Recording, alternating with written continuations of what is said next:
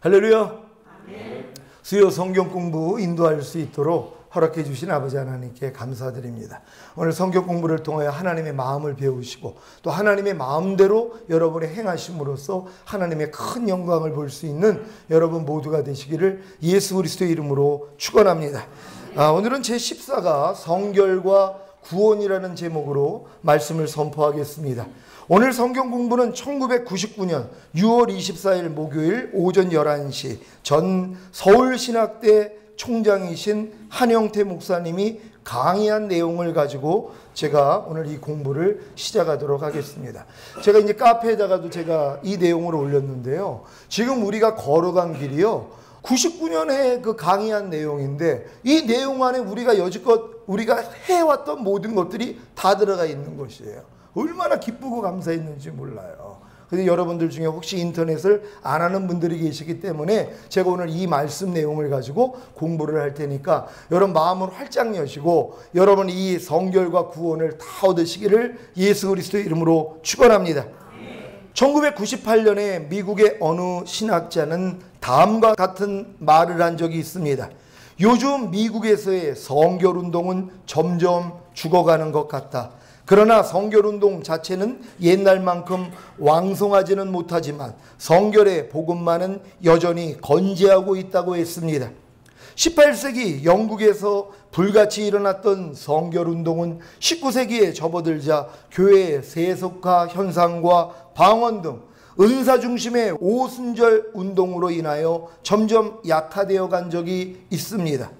오늘의 성결운동 역시 마찬가지 현상을 겪고 있는 듯 합니다만 그러나 언젠가는 하나님의 도우심 가운데서 성결복음을 통한 대부흥의 역사가 반드시 일어나게 될 것입니다.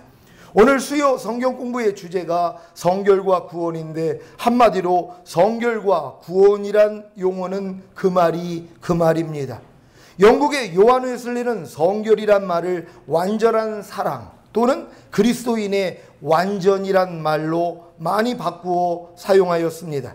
그런데 웨슬레가 성결은 사랑이다 라고 말할 때는 별 문제가 없었지만 성결을 그리스도인의 완전이다 라고 할 때에는 완전이란 단어가 풍기는 절대성 때문에 많은 오해를 받았고 심지어는 사람들로부터 저 미친 개를 강단에서 끌어내어 목을 메어 달라는 극단적인 모욕까지 당했습니다. 사실 성결이라는 용어가 그 진정한 의미를 모르는 사람들에게는 지금까지 여러 가지 오해를 불러일으키는 말이기는 하지만 신구약 성경이 가르치고 있는 진정한 의미에서의 성결이란 우리 기독교가 말하는 성서적인 구원 그 자체인 것입니다. 좀 더 명확하게 설명하자면 성결은 구원과 같은 뜻을 지닌 성서적 용어이지만 신학적인 표현으로는 히브리서 7장 25절의 말씀처럼 온전한 구원이라고도 합니다. 히브리서 7장 25절 제가 읽습니다. 그러므로 자기를 힘입어 하나님께 나아가는 자들을 온전히 구원하실 수 있으니 이는 그가 항상 살아서 저희를 위하여 간구하심이니라. 아멘. 여기서 온전이라는 뜻은 완전히 남김없이 가장 깊은 곳에 있는 것까지라는 그런 뜻입니다. 성서적인 성결을 다른 신학적인 표현으로 온전한 성화라고도 하는데 성결을 온전한 성화 또는 온전한 구원이라고 할 때에 앞에 있는 온전한이란 형용사를 생략하면 성결은 구원이다라는 뜻이 됩니다. 여러분 성결 자체가 바로 구원이란 말이에요. 하나님이 여러분을 구원한 목적이 결국 성결이란 말이에요. 그냥 구원해 놓고선 그냥 세상 사람들처럼 사는 게 아니라 거룩함에 이르는 단계예요. 이게 원래 구원의 목적이란 말이에요. 그러니까 여러분들은 이 목적을 마음에 새기시기를 바랍니다. 그러므로 오늘 이 시간에는 성결이 곧 온전한 구원이기 때문에 성경이 가르치고 있는 온전한 구원의 의미와 성서적인 구원의 순서와 단계를 살펴보면서 성결은 구원이다 라는 말의 정확한 의미를 설명하고자 합니다. 그럼 왜 성결이 곧 구원이 되는 것입니까? 첫째, 성결은 원죄의 부패성을 온전히 구원하기 때문입니다. 여러분 성결되는 사람들은요 원죄의 부패성에서 정결함을 얻는 것이란 말이에요. 원죄 자체가 없어지는 것이란 말이에요. 자범죄만 없어지는 수준이 아니라 마음에 있는 원죄까지도 완전히 도말해지는 것이란 말이에요. 그래서 하나님이 내가 완전한 것 같이 너희가 완전하라, 이 단계를 들어갈 수 있는 사람들이란 말이에요. 그러니까 여러분들이 이 성결을 추구한다면 하나님은 그렇게 해주시겠다는 거예요. 왜? 약속이잖아요. 평강의 하나님이 친히 너희를 온전히 거룩하게 하시고 주님 강림하실 때 너희의 온 영과 혼과 몸을 흠없게 보존되기를 원하노라. 주는 미쁘시니 그가 또한 이루시리라. 저가 한 제물로 거룩하게 된 자들을 영원히 온전케 하셨느니라. 그분은 이걸 이루신 것이란 말이에요. 우리가 이 사실을 믿고 내 안에서 뭐예요? 체험이 돼야 되는 것이란 말이에요. 하나님, 나 여기까지만이 아니라 하나님, 예수님을 통해서 이루어진 모든 것이 내 안에서 완전해지기를 원합니다 하면 하나님이 하신다는 걸 믿으시기를 바랍니다. 성경이 가르치고 있는 죄로부터의 구원은 인간이 이 세상에 태어나서 자기 스스로 지은 모든 죄들, 즉 자범죄뿐만 아니라 타고난 죄, 물려받은 죄, 유전된 죄, 즉 원죄까지 온전히 구원되는 것을 말합니다. 지금 이 내용에 대해서 많은 목사님들이 원죄까지는 안 돼 그러고 있다는 것이랍니다. 예수님의 보혈의 공로를요 얼마나 무시하는지 몰라요. 여러분, 예수님의 보혈이 우리의 자범죄만 사합니까? 원죄도 사하는 것이란 말이에요. 근데 많은 사람들은 예수님의 피가 우리의 자범죄, 여지껏 지은 죄는 사해줬지만 마음 안에 있는 원죄는 씻을 수가 없어. 그러니까 우리는 주님 오실 때까지 이 원죄를 가지고 살 수밖에 없어. 이걸 가르치고 있다는 것이란 말이에요. 여러분, 아니죠. 예수님의 피는 자범죄뿐만 아니라 우리의 원죄도 해결한다는 걸 믿으시기를 바랍니다. 우리가 잘 아는 것처럼 자범죄는 인간이 이 세상에 태어난 후에 자신이 말과 행동으로 지은 죄들을 가리킵니다. 그리고 원죄는 아담과 하와의 타락으로 인해서 생긴 결과와 상태를 가리키는데, 좀 더 구체적으로 말하면 하나님과의 단절, 하나님의 형상 파괴, 도덕성의 상실을 가리킵니다.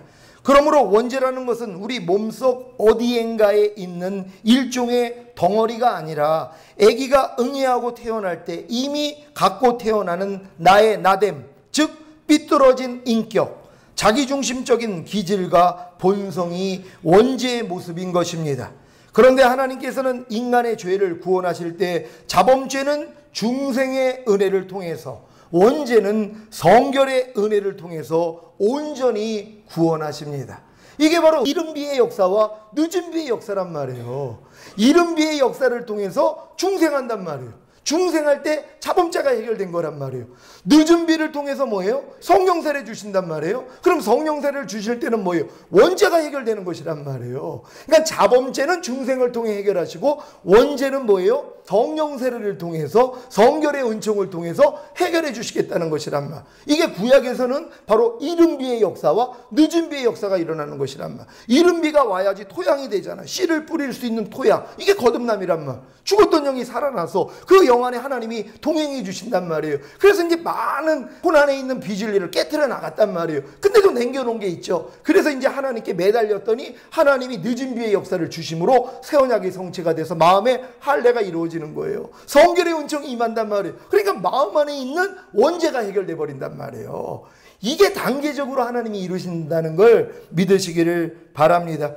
그러므로 중생 때는 모든 자범죄들을 용서받게 되는 것이며, 성결 때는 상태로서의 원죄가 온전히 변화되는 것입니다. 그러니까 아담과 하와의 타락으로 인해서 모든 인간에게 유전되어 온 하나님과의 단절, 하나님의 형상 파괴, 도덕성의 상실 등은 중생과 성결의 은혜를 통해서 비로소 완전히 회복이 되는 것입니다. 이러한 죄로부터의 구원의 과정을 알기 쉽게 표현하자면 다음과 같습니다. 원죄를 가지고 있는 우리의 옛사람이 이제 중생의 은혜를 받습니다. 그러면 중생의 은혜를 받으면 우리는 새로운 본성과 옛사람을 가지고 있는 것이란 말. 지금 거듭난 분들은 새로운 본성도 있지만, 왜? 거듭난 영이 계시니까 새로운 본성과 옛사람이 같이 공존하고 있는 것이란 말이에요. 그러니까 중생한 사람들은 지금 이 두 개가 마음에서 싸워요. 성령의 소욕은 육체를 거스리고 육체의 소욕은 성령의 소욕을 거스림으로 둘이 원하는 걸 못하게 하는 이런 갈등이 지금 일어나고 있는 분들은 중생한 분들이란 말이에요. 그러니까 대부분 중생한 사람들은 마음 안에 이런 싸움, 마음을 가지고 있다는 것입니다. 이런 분들이 결국 새 언약이 열려지면 성결의 은혜가 임하는 것이란 말이에요. 그럼 뭐예요? 새 본성만 남아요. 옛사람이 속한 건 완전히 없어져요. 성결의 은혜가 임하면 마음의 할례가 이루어진단 말이에요. 그럼 옛사람이 완전히 끊어져 버린 거예요. 떨어져 나갔어요. 새 본성, 그리스도 마음만 남아요. 그러니까 그리스도처럼 살 수 있게 된다는 걸 믿으시기를 바랍니다. 6.25 전쟁 때 우리나라는 부산만 남겨놓고 남한 땅 전체가 공산군의 손에 넘어간 적이 있었습니다. 그러나 유엔군의 도움으로 위기를 모면할 수가 있었습니다. 특별히 메가더 장군의 인천 상륙작전의 성공으로 빼앗겼던 땅을 되찾게 되었고 서울도 수복하게 되었습니다.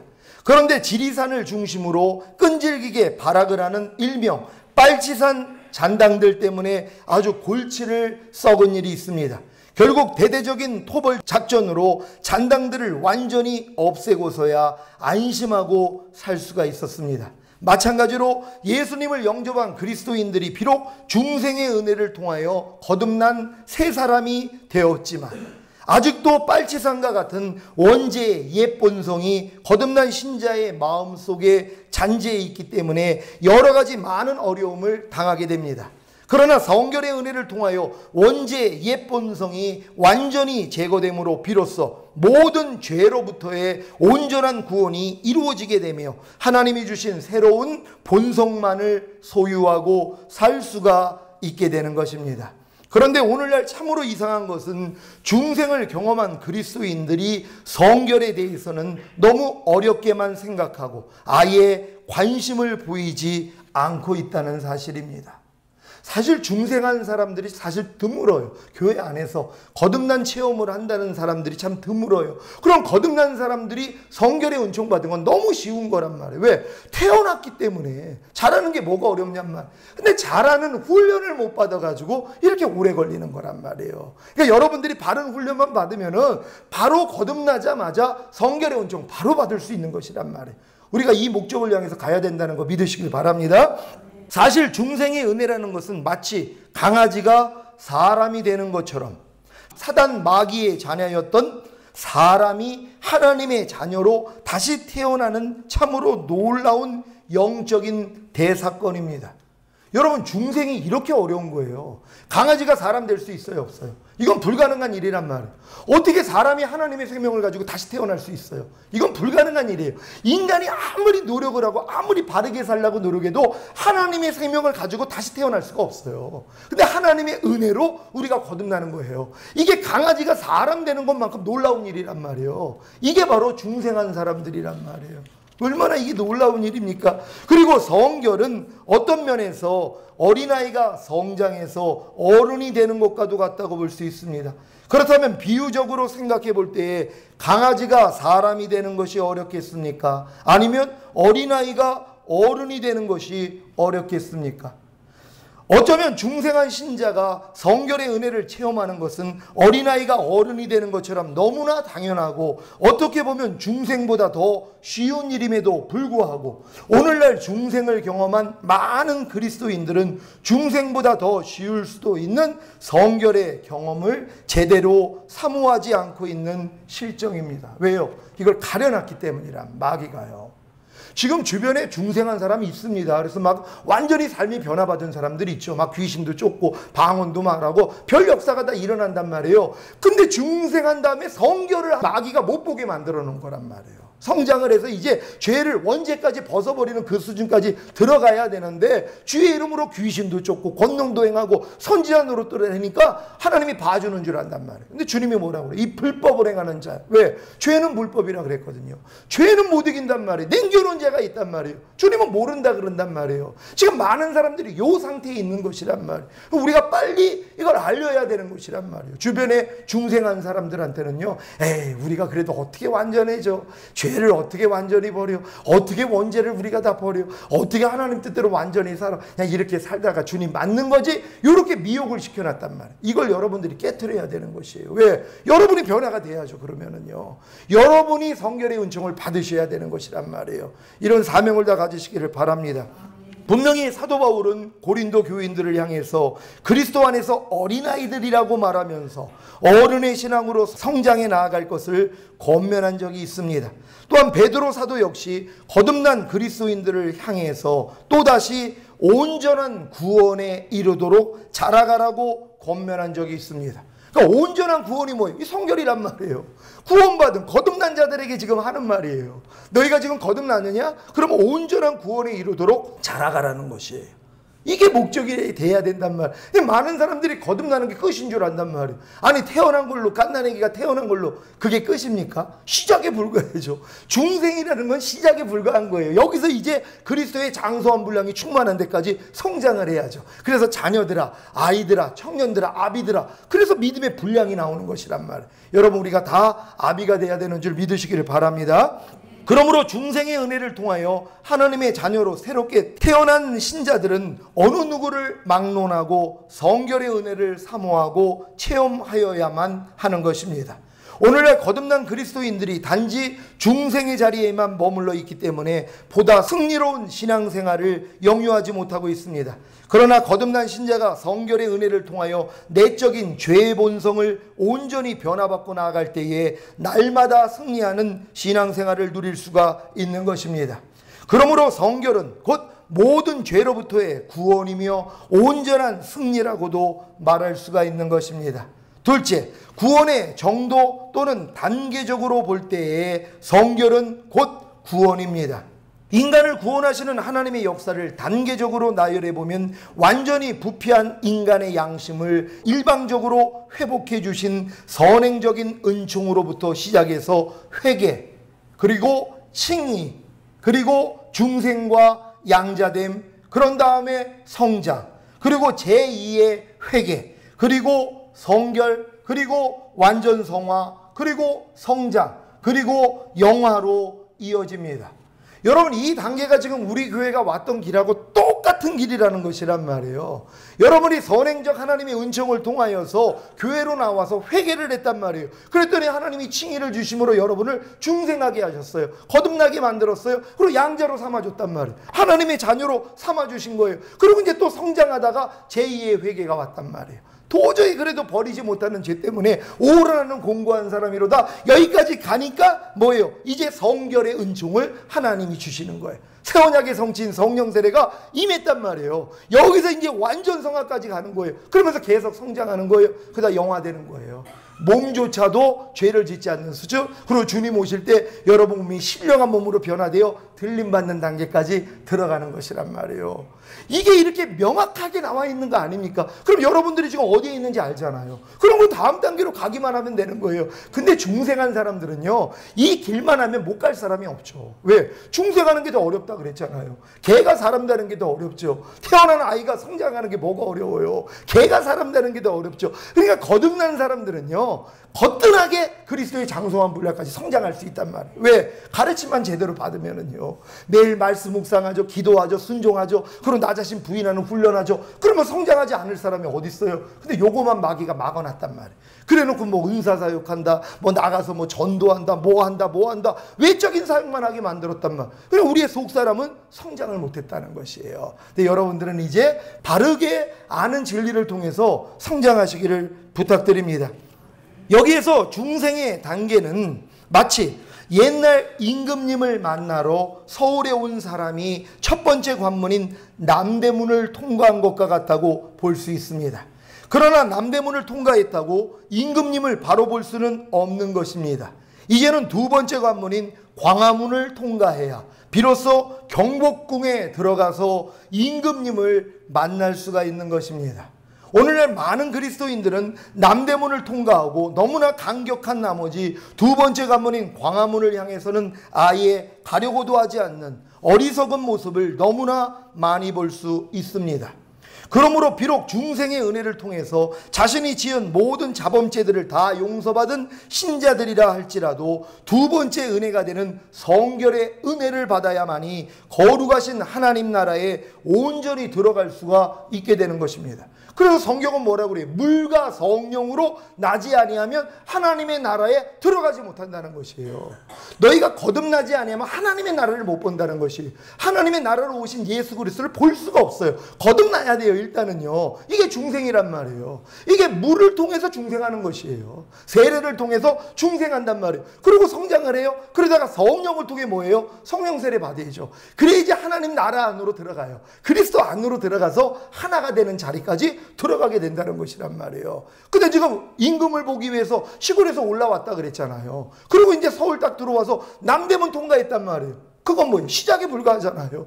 중생은 시작에 불과하단 말이에요. 임금님이 거하고 있는 경복궁까지 가기 위해서는 남대문만 통과했다고 가는 게 아니잖아요. 남대문을 통과한 다음에 그 다음은 뭐예요? 광화문을 통과해야 된단 말이에요. 광화문을 통과하고 나니까 경복궁 안으로 들어가서 왕을 만나더란 말이에요. 근데 많은 사람들이 지금 남대문 통과한 걸로 만족한단 말이에요. 그러니까 성막의 모형을 보면 성전 마당을 통과했어요. 성막문, 그 9m나 되고 2.25m나 되는 그 큰 문을 지금 들어왔어요. 그리고 이제 번제단하고 물두멍을 탕가했어요. 그리고 이제 거듭났어요. 그런 다음에 성소 안에 들어왔단 말이에요. 지성소 안에 또 안 들어가고 있단 말이에요.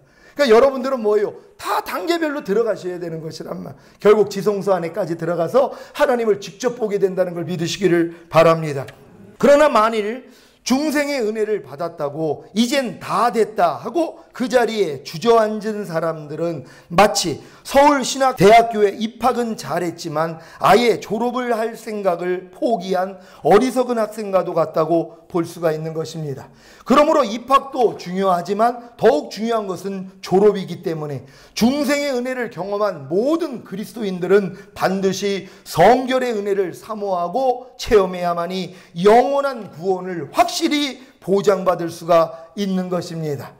결국 구원의 정도나 단계적으로 볼 때에 중생의 은혜로부터 시작된 죄로부터의 구원의 역사가 성결의 은혜에서 완전히 이루어지기 때문에 성서가 가리키고 있는 기독교의 구원이란 곧 성결의 은혜를 말하고 있는 것입니다. 그래서 성결은 곧 구원이 되는 것입니다. 영원한 내세 구원의 가장 확실한 보장은 성결입니다.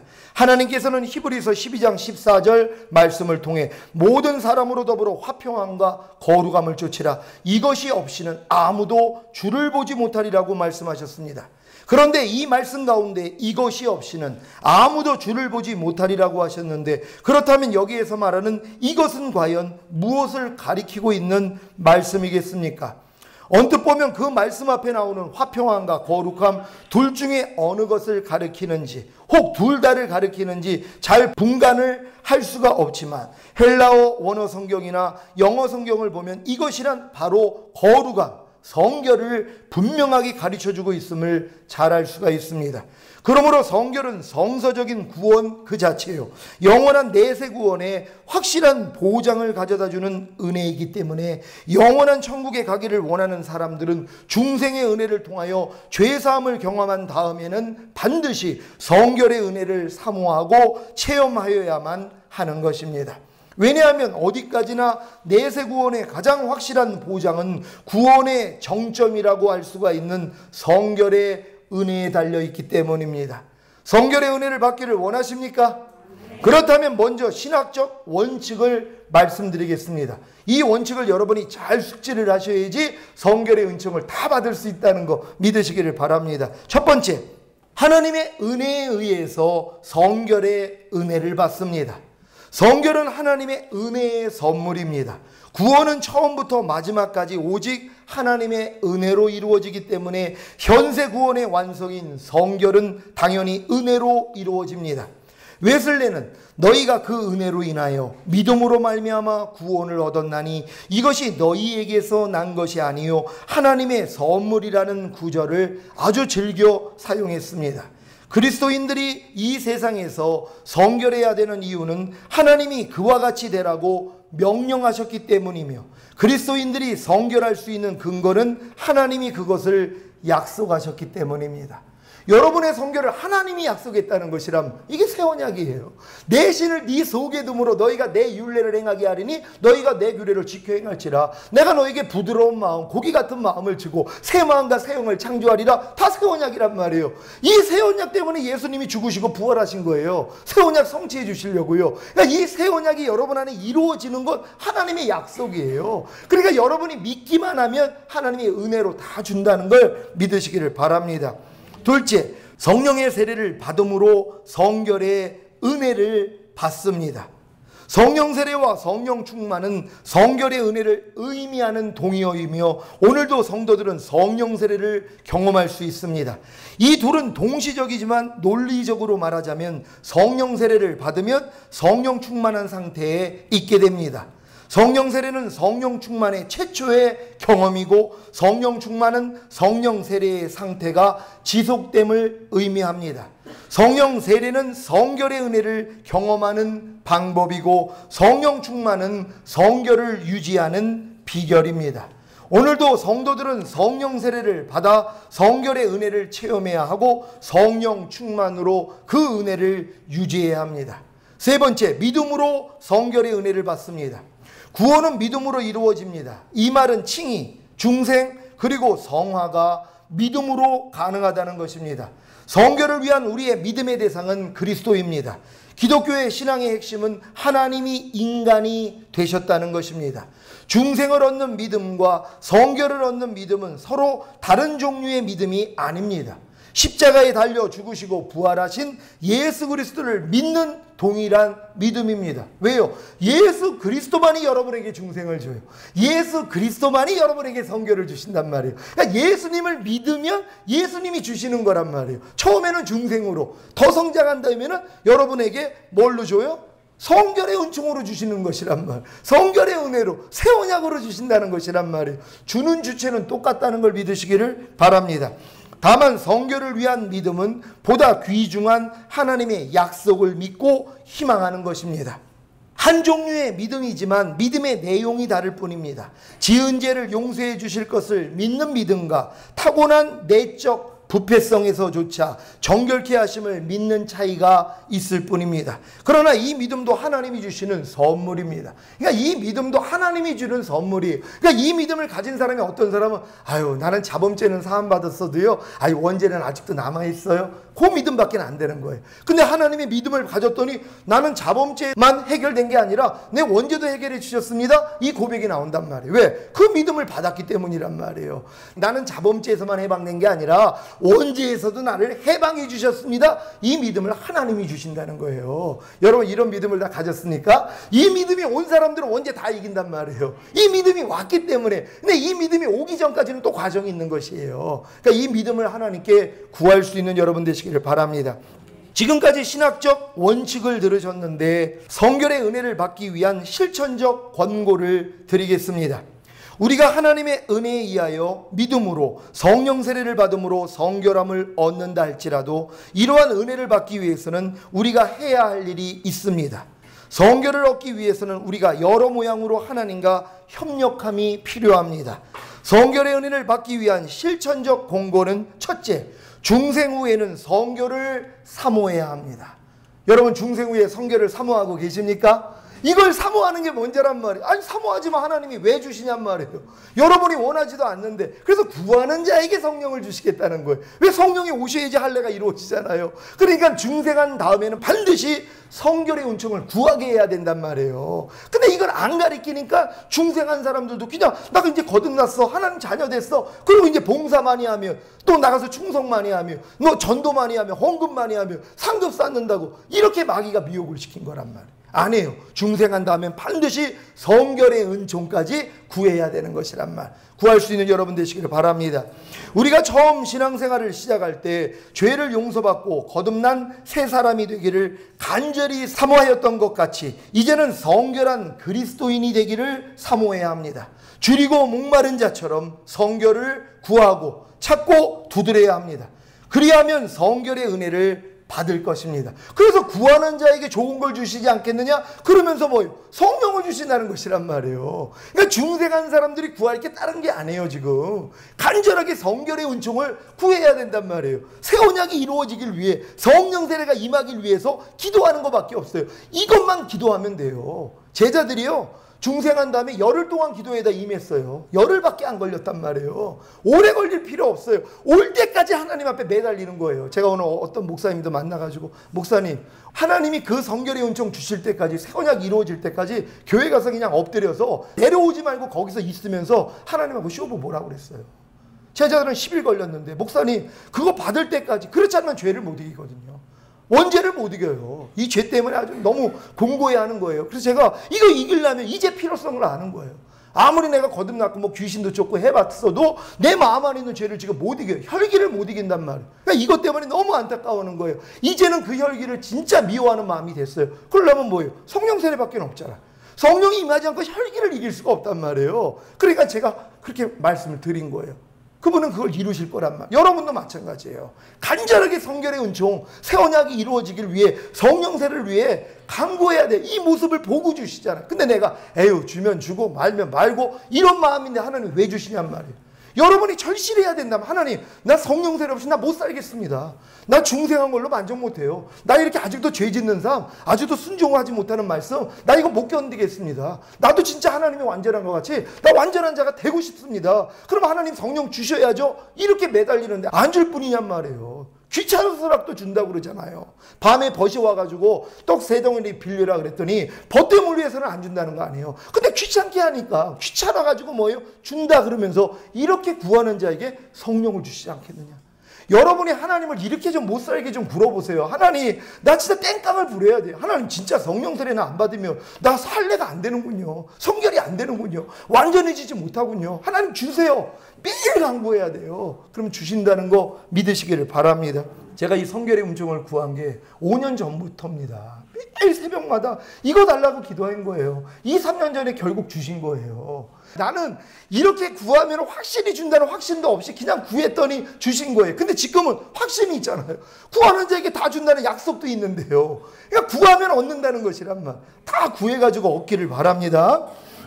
중생한 신자는 성결을 사모하게 되어 있습니다.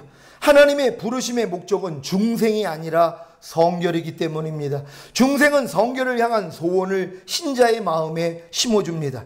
하나님이 주시는 성결의 소원을 말살하지 말고 은혜의 불꽃을 더욱 돋우어야 합니다. 그리하면 하나님은 보다 많은 은총을 주실 것입니다. 천국은 침노하는 자가 빼앗습니다. 웨슬레도 중생한 바로 그때가 성결을 향해 나아가야 할 가장 좋은 때라고 했습니다. 영적 지도자는 그때를 놓치지 말고 어린 신자를 성결로 이끌어야 합니다. 그래서 제가 우리 교회 안에 오자마자 중생하는 사람이 있으면은요, 이제는 자신이 있는 거예요. 왜? 중생한 사람들에게는 바로 이 길 가르쳐주면 바로 들어가요. 오래 걸릴 필요가 없잖아요. 김재필 성도가 지금 그 단계 들어가는 거란 말이에요. 그 부모님들이 다 국악하고 그런 분은 아니에요. 우리 교회는 처음 나와가지고 오자마자 하나님이 은혜를 주셔가지고 거듭나게 만들었단 말이에요. 그러니 음성 바로 들리고 지금 2단계로 들어가서 터키까지 가서 선교하는, 아니 이렇게 빠르게 된단 말이에요. 그러니까 우리도 이렇게 될 수 있다는 거 믿으시기를 바랍니다. 두 번째, 남아있는 죄성을 인식하고 회개해야 합니다. 처음으로 중생을 경험한 사람은 자기의 마음속에 있는 모든 죄성이 다 사라진 것으로 믿기 쉽습니다. 이는 중생의 사건이 가져다주는 너무나 큰 변화와 기쁨 때문입니다. 하지만 멀지 않아 죄성이 잠깐 동안 억제되었던 것이요 파괴되지는 않았다고 깨닫게 됩니다. 여기서 말하는 죄는 신자가 의지적으로 상습적으로 범하는 죄가 아니요 그의 본성의 부패로 인한 악한 본성을 의미합니다. 이것이 바로 신자 속에 있는 죄, 곧 원죄라는 것이란 말이에요. 그러니까 중생 처음 거듭날 때는요, 여러분 다 성결된 것 같아요. 왜? 거듭났단 말이에요. 그러니까 날아다닐 것 같잖아요. 그리고 죄가 안 나와요. 며칠 동안은요. 나는 몇 개월 동안은 안 나왔어요. 근데 조금 지나고 나니까 또 다 드러나더란 말이에요. 이 경험을 하나님이 하게 하시는 거란 말이에요. 이 내재적 죄성은 성도를 지배하거나 다스리거나 조종하지는 못합니다. 왜냐하면 성도는 은혜 아래 있고 성령을 따라 살기 때문입니다. 그러나 이 죄는 성도 안에 남아서 성도를 괴롭히며 성령 성령을 거스리고 있습니다. 비록 극복은 되었으나 아직도 악한 성품에 씌인 육이 그대로 남아있어 성령을 거스려 싸웁니다. 이와 같이 중생 후에도 자신의 마음의 깊은 곳에 숨어있는 죄성을 발견하면 신자는 다시 한번 화로다, 나여 망하게 되었도다, 이 사망의 몸에서 누가 나를 건져내려고 탄식하게 되는데, 여기서 두 번째 회개, 곧 신자의 회개가 있게 됩니다. 이게 복이라는 것이란 말이에요. 요단 건너기 전에 또 한 번의 회개가 와야 된단 말이에요. 이 회개를 통해서 하나님이 뭐예요? 여러분에게 새 언약이 이루어 주신단 말이에요. 성령 세례가 이루어진다는 거 믿으시길 바랍니다. 셋째, 기도로 구해야 합니다. 기도는 신앙생활의 필수적인 한 요소입니다.